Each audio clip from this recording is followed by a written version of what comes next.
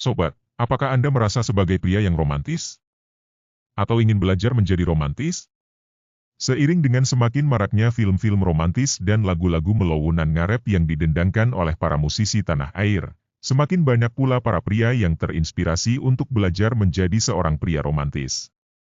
Tren ini pun semakin meluas tanpa pandang bulu, mempersempit pemahaman para pria tentang memulai sebuah hubungan dengan wanita.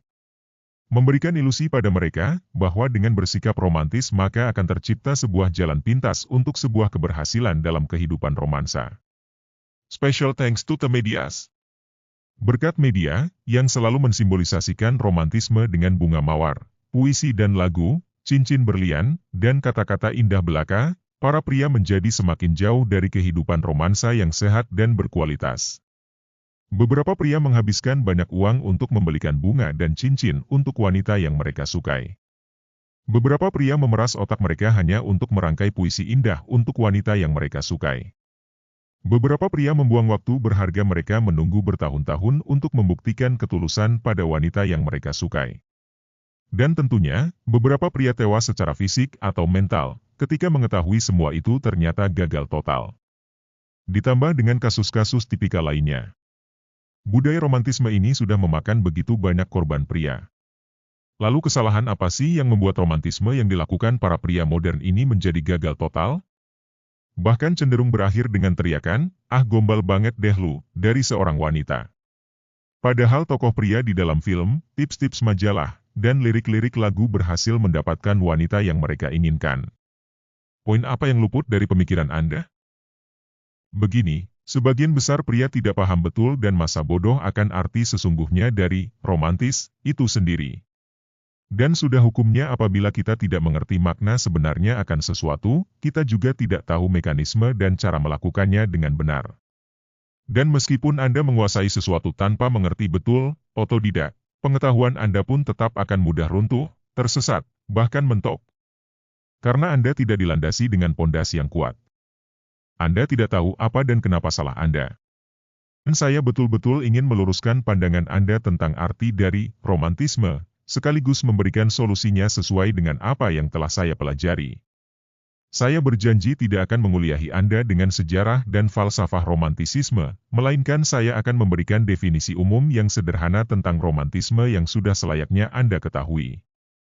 Romantisme itu sendiri adalah cara atau kiat-kiat seseorang untuk mengekspresikan perasaan tertarik dan kekaguman, cinta, pada lawan jenis yang diminatinya. Orang-orang Eropa abad pertengahan adalah pionir romantisme. Di zaman dahulu, mereka menunjukkan ketertarikan dengan bunga, puisi, kata-kata manis, bahkan pengorbanan nyawa.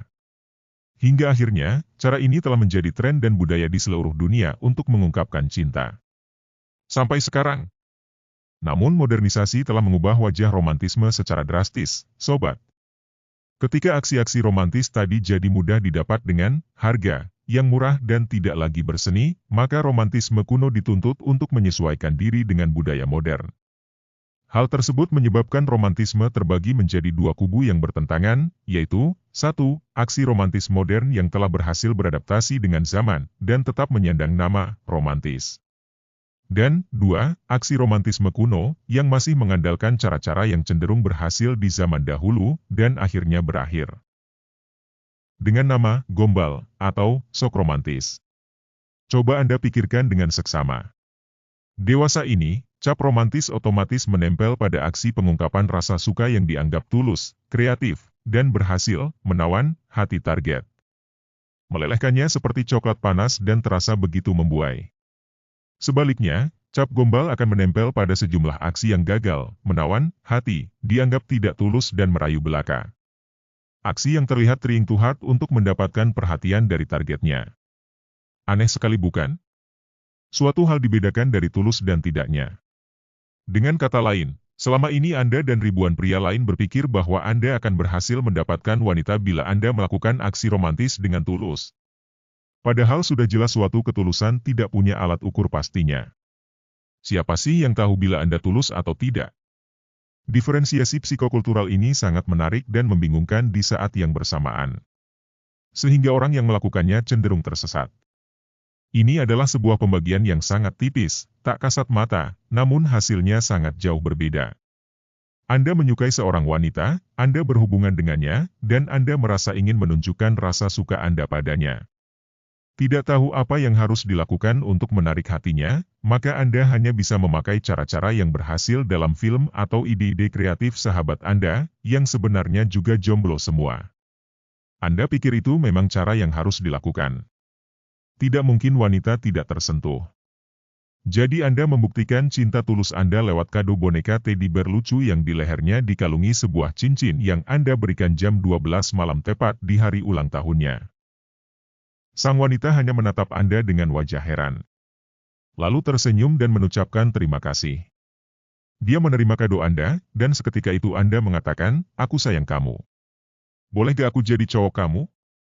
Sang wanita lalu berpikir keras, mengerahkan seluruh kekuatannya dan perasaan tidak enaknya untuk menjawab, "Aduh makasih banget. Aku gak nyangka. Tapi sorry ya, aku gak bisa. Aku lebih nyaman jadi teman aja, kamu terlalu baik buat aku." Kalimat di atas bisa saya translasikan ke bahasa Indonesia menjadi, "Najong. Lebay. Gombal amat sih. Tapi bagus juga sih boneka sama cincinnya. Tapi gimana ya? Gue gak tertarik sama lu." Atau Anda merekam sekumpulan lagu yang melambangkan perasaan Anda pada sang wanita dalam sebuah CD, memberikannya dengan perasaan harap-harap cemas. Anda tulus setulus-tulusnya. Dalam cover CD tersebut Anda bahkan merajut puisi. "Dialah orang yang telah membuatku jatuh bangun. Dialah orang yang membuat hidupku manis. Dialah pujaan hatiku, dambaanku selama ini. Dialah akhir penantianku. Dialah kamu." Puisi di atas adalah puisi tertulus yang pernah ada, tapi malah mendapat cap gombal dan sang wanita menjadi ilfeel berat. Padahal Anda sudah tulus. Kenapa Anda malah gagal?